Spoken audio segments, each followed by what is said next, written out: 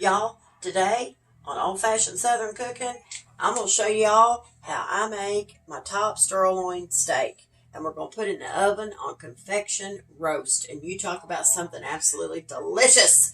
Look at that steak, y'all. Ain't it beautiful? That's what we're going to do today on Old Fashioned Southern Cooking.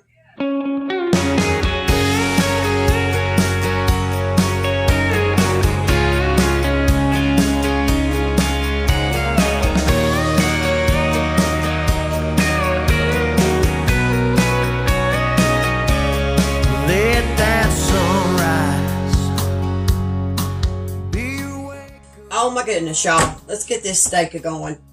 It's going to be so good. This is what I buy, and I buy my steaks at Aldi's. And look at that. It's beautiful. Pretty lean. I mean, you're going to have some fat, but that is one of the leaner steaks I think I've gotten yet. But I will tell you, I love them. They're fresh, and they're absolutely delicious. So, this is how I start with mine. Of course, make sure my hands are clean. I take me some of my kitchen scissors, right? I've got the strainer here in my sink because that's where it's going to have to be transferred over to, so we can just get rid of some of that excess blood and stuff like that comes with steak. My husband likes this.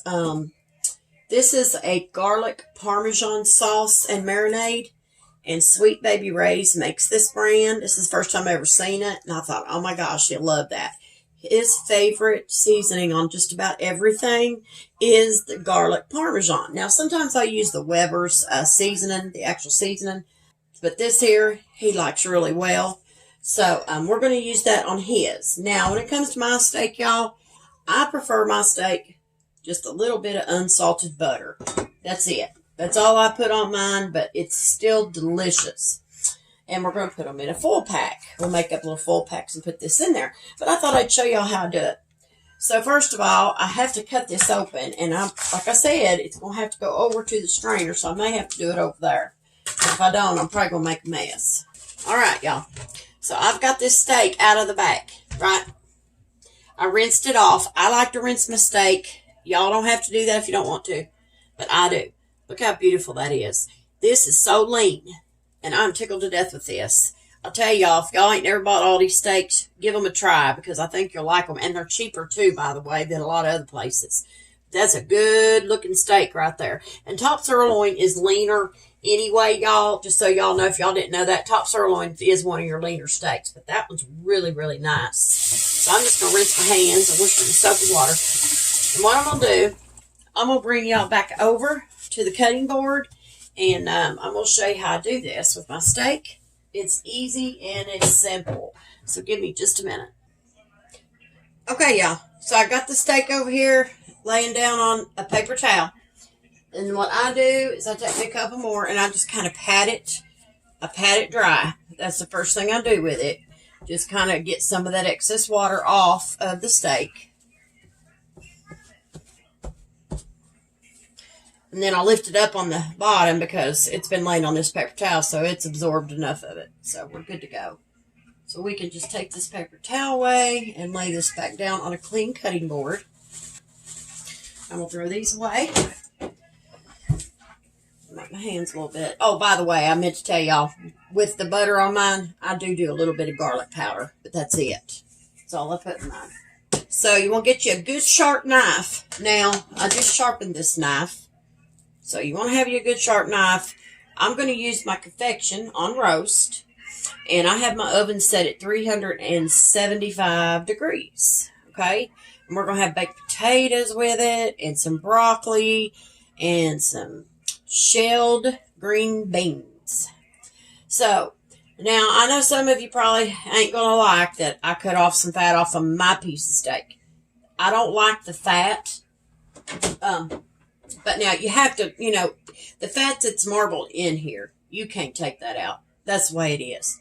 So you always, with any meat, any cut of meat, you always want to cut against the grain. You never want to cut with the grain. And with this piece of steak, the grain is going this way. Okay? I don't know if y'all can really tell. See how that fat's going? The grain is going this way.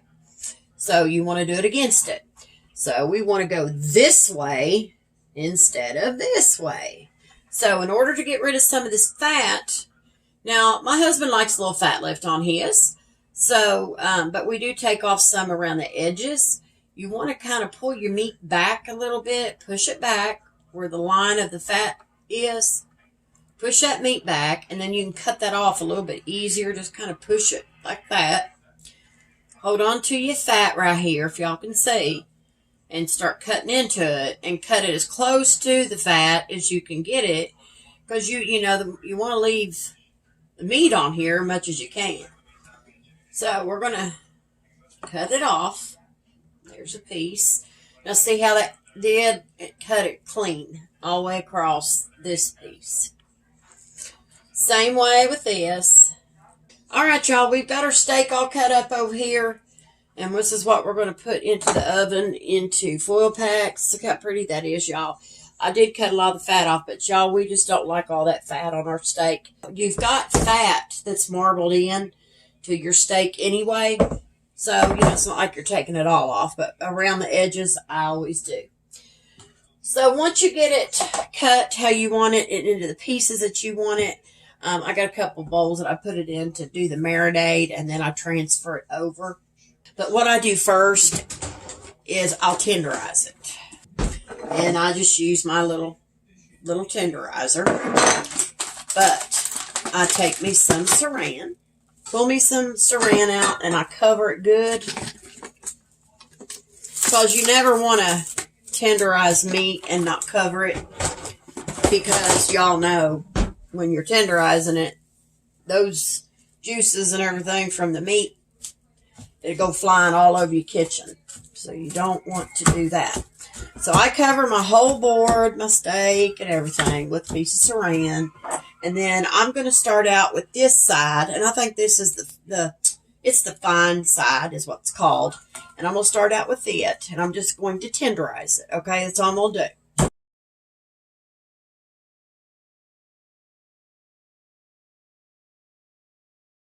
Okay, we've got it tenderized. You don't want to flatten it, but unless you like your steaks really fine. I don't. I leave a little thickness to them because I think that helps to keep them they're tender that way when you leave a little thickness to them. But the thinner they are, sometimes the little tougher they can become. So, now I have another little gadget that I use to tenderize my chicken and my steak. This is a 20-pronged stainless steel tenderizer. Now, this I don't have to worry about. You can't put saran over this because it poke holes in it. So, this will not splatter. But you can just take you one of these and poke holes in it. And that allows for your seasonings to seep down into your meat. And it just helps to tenderize it a little bit more. And it does do a good job.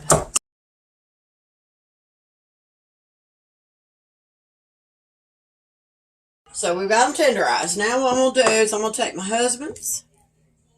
You can flip them over and do the other side too, but I didn't really need to do all that with it today. So I've got 2 of these pieces, good sized pieces of steak in a bowl here for him. And look at that. Beautiful. All right. Now I'm going to take this one. I'm going to put it in my bowl. These little pieces. I'm going to throw them in there like I told y'all with the fat. Even if they come apart a little bit, it's all right. It ain't a big deal. Don't waste them. Cook them. Because that's pure meat right there. So that's a good sized piece of meat there too as well, I think. Okay. All right, so we've got them in a bowl. What I'm going to do is I'm going to get this cutting board out of my way and get it cleaned up, and I'll be back and we'll go ahead and get the seasonings on these so we can get these in the oven and get them roasted. So I'll be back shortly. All right, y'all, let's get these in their marinade so we can get them in the oven. Like I said, I'm just using the Sweet Baby Ray's garlic Parmesan, and this is for marinades or whatever you want to use it on. You can use it on chicken, any kind of meat you want to use it on. And I'm just going to start drizzling this over his, and I'm not going to go crazy with it because believe it or not, you can overdo a marinade. You can get too much, and then it's just too, to me, it just don't taste as good when you overdo it. Okay, I think that's enough for that. I'm going to take my little brush, and I'm just going to brush it all over his steak. and get it coated real good first. And then we can transfer this here in a few minutes over to a full pack. We're going to take this steak, though. We're going to have to flip it because we want to get this on the other side of it. So flip it on over. And then we're just going to use a little bit, drizzle a little bit on this side. Not as much as we did the other side of it, because we got quite a bit down in there. All right, and then we're just going to brush it on top of his steak. You just want to make sure that you can just cover it good. It don't have to be completely covered. To me, that's a little too much, but just use your own discretion on how much marinades like this you want to use.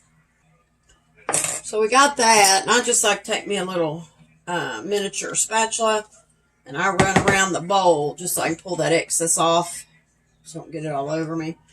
But if you see any, just push it up on the sides of it, so it's coated all the way around, the edges and everywhere. You want that whole steak to have your marinade, whatever you're using, on there. Normally, I would let them marinate for a good 30 to 40 minutes, maybe even an hour. But I don't have all that extra time today. So what we're going to do is we're just going to set it to the side. I'm going to put it in the refrigerator just for a few minutes and let it sit in there to do its thing. Let them seasonings kind of absorb into his steak. All right, over to mine. What we're going to do is we're going to take 1/4 of a cup of butter, okay? And this is just the quarter sticks. And what I do with mine is I open my butter, and I'm going to cut it up a little bit. Get my knife here, y'all. I cut my butter up into chunk size pieces. It will help it melt a little quicker. Unsalted butter takes a little longer to melt than salted does because it's harder. So, okay. I'm going to take my 1/4 stick of butter, and we'll put it in this measuring cup. And I'm going to get me a little lid. This is what I use to cover my measuring cup, y'all, because I don't want the butter splattering all over my microwave. So I just use this little dish of mine. So I'm going to go melt this, and I'll be right back. The butter is melted. I'm going to take my little whisk. Just going to whisk in what didn't melt, because it'll melt on. You don't want to make your butter scalding hot. Just melt it down enough, and then whisk in those little pieces that's in there. Just whisk them on in. And you can use salted butter if you want to, but I like my unsalted for my steaks, and I use it for my desserts and different things like that. So all I'm going to do is I'm going to take this, and we're going to brush my steak with the melted butter. And we're going to coat it good. Just like that. Okay, and then just like the other one, we are going to flip these pieces over to the other side. Little big pieces float around there, and I'm going to flip it around this way. That way everything kind of go in together a little bit for me. All right, so now you're going to do the other side.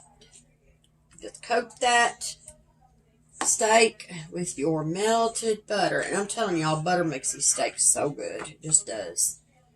They're moist and tender. But the key to a steak I have learned of baking over the years, y'all, is not to over bake it. Now, for the garlic powder, I don't use much.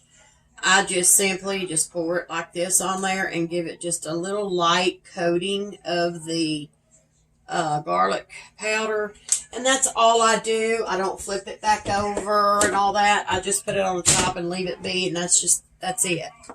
My steak's pretty simple, plain Jane, I guess you would call it.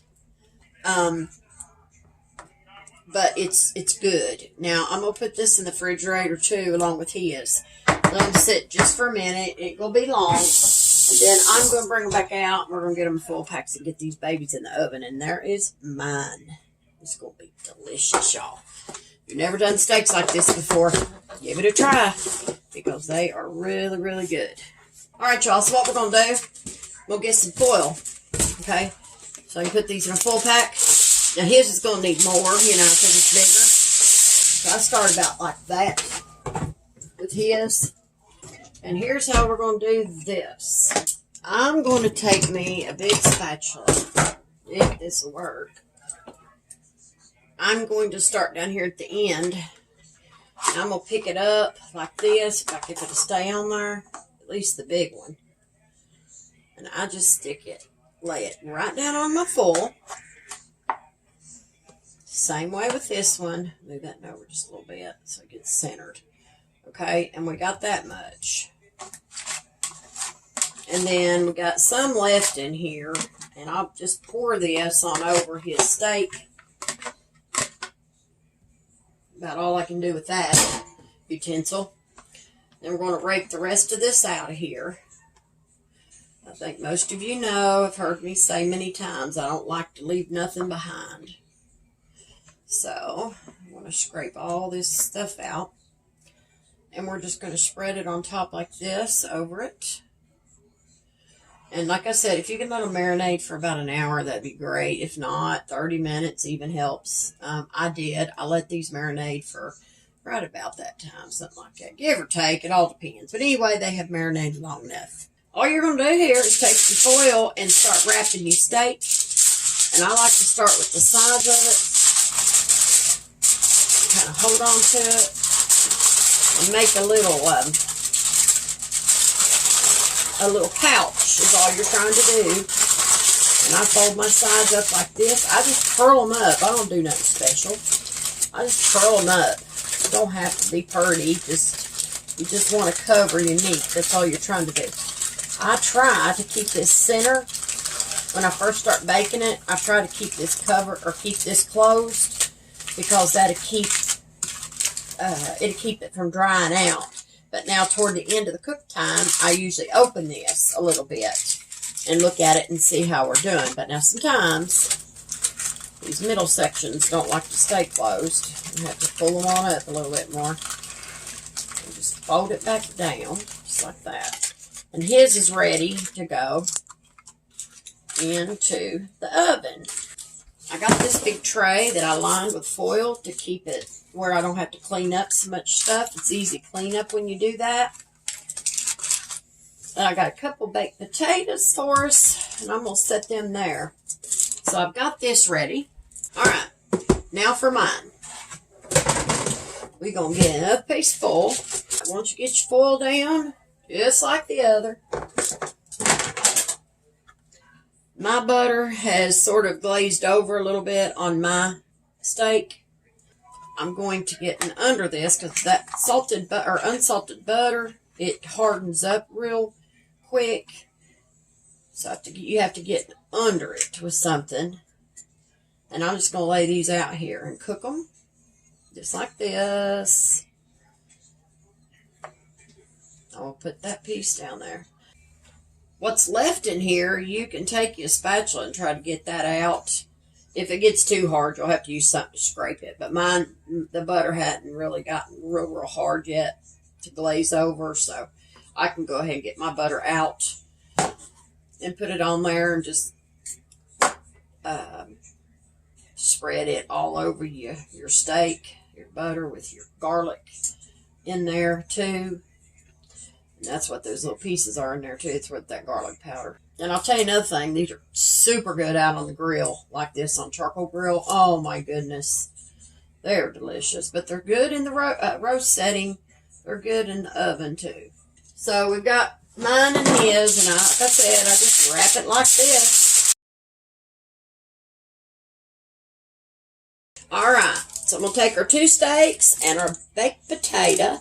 I'm going to put it in the oven on 375 degrees. And I usually cook them for anywhere between 40-45 minutes. Sometimes it all depends. You just have to check it. We like our steaks well done. So we'll just have to see and keep an eye on them because everybody's oven is different. And I'm doing it on roast. So roast sometimes is a little bit quicker.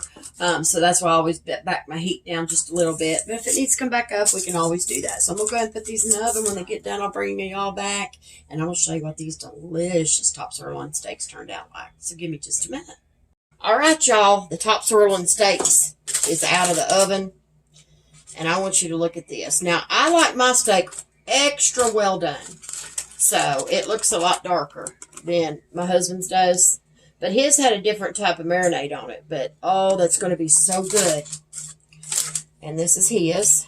And how it looks with his marinade. Now, I did have to dump some of the marinade out on his because it was quite a bit, you know, liquid in there. So, I always dump a little bit out. But look at that. Anyway, they look good. They're going to be good. So, I'm just going to wrap them back up because all we're waiting on right now is just our vegetables and stuff like that. And our rolls, our yeast rolls I put in. So they're ready to go. And like I said, y'all, this is really easy to do with steaks. It makes them so good. It really does. So anyway, listen, y'all. If y'all don't mind going to Facebook and like, share, and follow my page, I would greatly appreciate that. And if you don't mind, head on over to YouTube and like and subscribe. And as always, don't forget to hit that bell so you can get all notifications from old-fashioned Southern cooking. So anyway, y'all, I'm going to let y'all go. And I hope each and every one of you stay safe out there. And listen, always remember to keep God in your hearts and God in your life. Bye, y'all. One mistake, let one mistake turn into